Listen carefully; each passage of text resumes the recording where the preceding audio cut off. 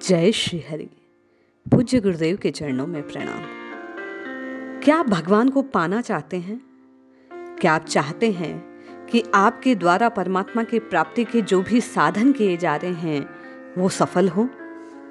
प्रभु प्राप्ति के चमत्कारपूर्ण अनुभव क्या आप अनुभव करना चाहते हैं वास्तव में?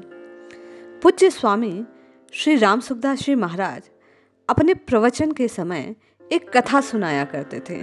वे कहते, अगर जीव में साधक में ये भाव पुष्ट हो जाए तो परमात्मा के मिलने में कहाँ देर है। उनका ये प्रवचन साधन सुधा सिंधु नामक पुस्तक में संग्रहित है। पूज्य स्वामी जी कहते हैं कि भगवान का एक भक्त था, सूरदास, जो आंखों से देख नहीं पाता था। एक दिन प्रातःकाल नहा धोकर जैसा उसका नित्य नियम था, वह भगवान के मंदिर में चला गया। कुछ लोगों ने उसे देखा और पूछ लिया, आप कैसे आए? वे बोले, भगवान का दर्शन करने आया हूं। लोगों ने पूछा, तुम्हारे आंखें नहीं हैं, तुम दर्शन किससे करोगे?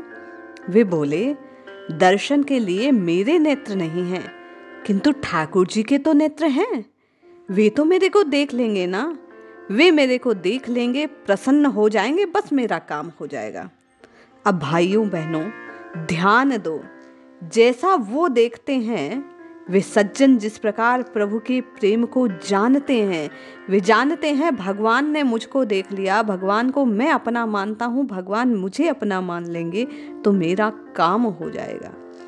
हमारे को भगवान का ज्ञान ना हो, हमारा साधन पूर्ण ना हो, नाम जप में मन ना लगता हो, किंतु यदि हम अपना भाव प्रभु से जोड़ लें, भगवान से संबंध जोड़ लें, हमारी जानकारी में भगवान आए या ना आए, किंतु उन सूरदास के समान हम भगवान की जानकारी में आ जाएं, क्योंकि भगवान तो सर्वत्र विद्यमान है।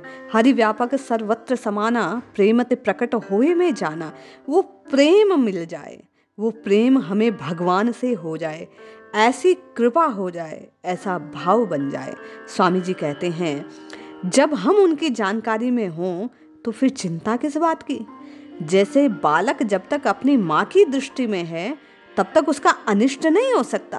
प्रभु को माँ मान लो, उसकी दृष्टि में रहो, नित्य निरंतर उनके ख्याल में रहो, स्मरण करो, नाम जपो, मंदिर जाओ कि प्रभु हमें देख ले। हम प्रभु को देखने जा रहे हैं ये एक बात है, पर प्रभु भी हमें देख ले, ये भाव भीतर दृढ़ हो जाए तो काम हो जाएगा। स्वामी जी कहते हैं कि जिस प्रकार माँ की दृष्टि में बालक रहने पर अनिष्ट नहीं हो सकता, वह उसके लिए सब प्रबंध करती है, उसी प्रकार हम भगवान की दृष्टि में रहें, उनकी दृष्टि से कभी ओझल ना रहें। अब स्वामी जी कहते हैं, ओझल कब नहीं होंगे?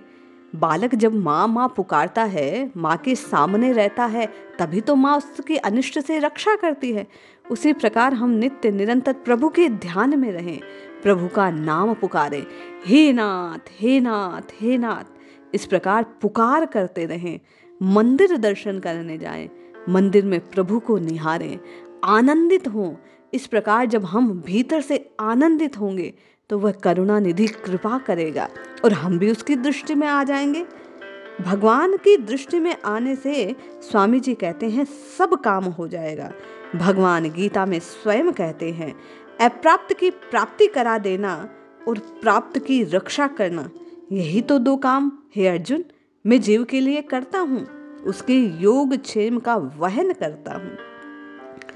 मेरे में चित्त लगने से तू संपूर्ण विघ्नों से मेरी कृपा से पार हो जाएगा। ये भगवान का वचन है। जो नाम जपता है, बुद्धि चित्त तभी लगेगा जब बारंबार हम प्रभु का स्मरण करेंगे। नाम जपने से चित्त शुद्ध होगा। माँ मीरा कहती है, उपासना का यही तो फल है। उपासना से चित्त शुद्ध होता है और जिसका चित्त शुद्ध होता है प्रभु उस पर शीघ्र कृपा करते हैं। तात्पर्य है, उनके ज्ञान में हम रहें, उन पर हमारी कृपा हो जाएगी, जो विघ्नों से हमारी रक्षा करेगी, अप्राप्त को प्राप्त करा देगी। परंतु हमारा चित्त भगवान में रहना चाहिए। हमारा विश्वास, हमारा भरोसा भगवान पर होना चाहिए।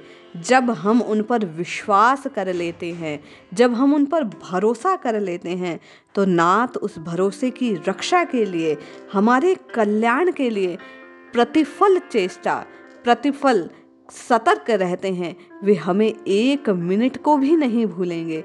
बस करना क्या है? स्वामी जी कहते हैं नित्य निरंतर उन भगवान के नाम को जपना है, स्मरण करना है, पल पल उस प्रभु के ध्यान में मग्न रहना है।